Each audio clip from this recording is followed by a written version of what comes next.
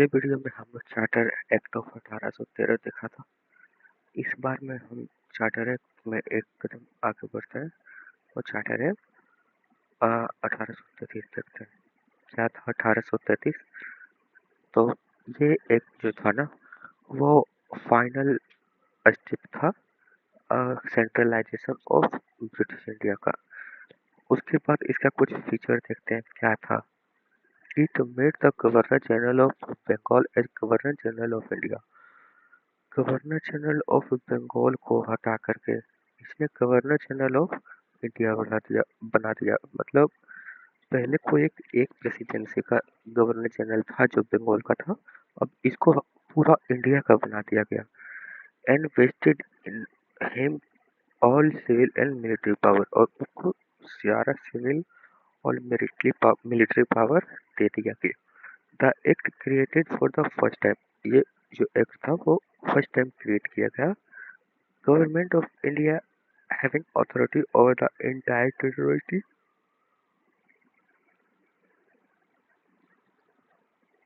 Possessed by the British in India. मतलब इसको पूरा जितने भी था गवर्नमेंट में इंटायर टेरिटोरियल एरिया सब में दीजिएगा। लॉर्ड विलियम बेंटिक ये जो थे, इन्हों को पहला गवर्नर जनरल ऑफ इंडिया बना दिया गया था। तो आगे देखते हैं क्या था। It provide the governor of Bombay and Madras of their legislative power. मतलब गवर्नर ऑफ बॉम्बे जो था और मद्रास था, उसका लेजिस्लेटिव पावर को डिप्राइव कर दिया गया। The governor general of India was exclusive legislative power for entire British India.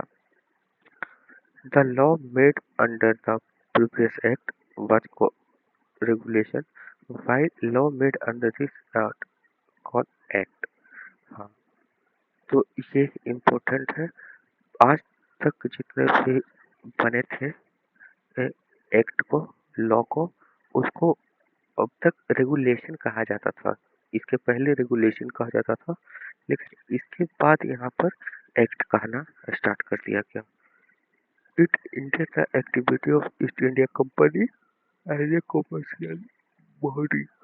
मतलब ये जो था ईस्ट इंडिया कंपनी को, उसको उसका कॉमर्शियल बॉडी को खत्म कर दिया था, विच become pure administrative body.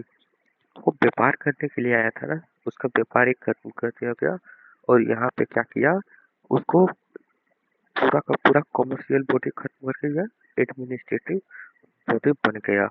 It provide the company territory in India, which held in trust for His Majesty। ये ट्रस्ट फॉर हिज मैजेस्टी जो था, इसको बना दिया गया and their and successor. It charter act of 1833 attempt to introduce system of open competition for civil servant and state the Indian should not be bribe from holding any place. मतलब ये ऐसा कहा जा सकता है कि सिविल सर्वेंट जो था उसका बहुत सारा मतलब पद तो निकाला, लेकिन